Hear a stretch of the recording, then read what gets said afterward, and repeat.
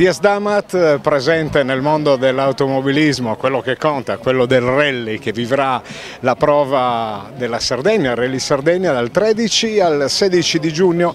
Ne parliamo con Carlo Pisano, navigatore d'eccezione di questa marca, perché ha creduto in voi e credo che sia una bella scommessa. Intanto grazie a DS Damat e soprattutto grazie a voi, perché dovete tenere alto il nome dell'equipaggio sardo, Dettori Pisano. Carlo.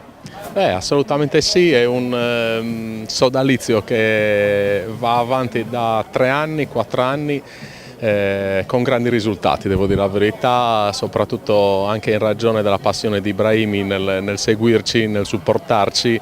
I risultati che stiamo ottenendo non solo dal punto di vista sportivo ma anche con le nuove aperture dei negozi sono veramente incoraggianti, sia per loro che per noi. Noi affrontiamo questa tappa del mondiale consapevoli come al solito della difficoltà, consapevoli di un parco partenti proprio perché è una prova del mondiale, una delle prove più importanti di assoluto livello, ma cerchiamo, preparandolo bene con tutte le dovute attenzioni nei minimi particolari, di cercare di ben figurare, di partecipare con uno spirito competitivo.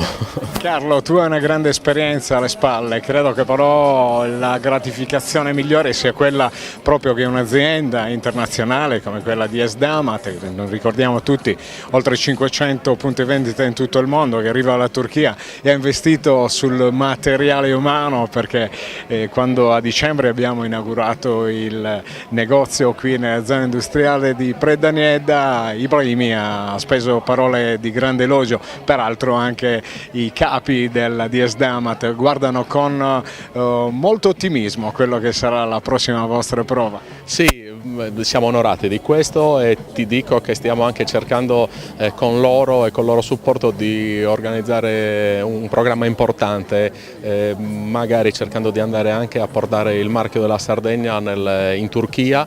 Loro terrebbero molto alla partecipazione nostra al mondiale, stiamo cercando di organizzarci perché sarebbe veramente il coronamento di un sogno sia per noi che per loro. Carlo, a tutto motore? Ah, sicuramente sì, dall'inizio.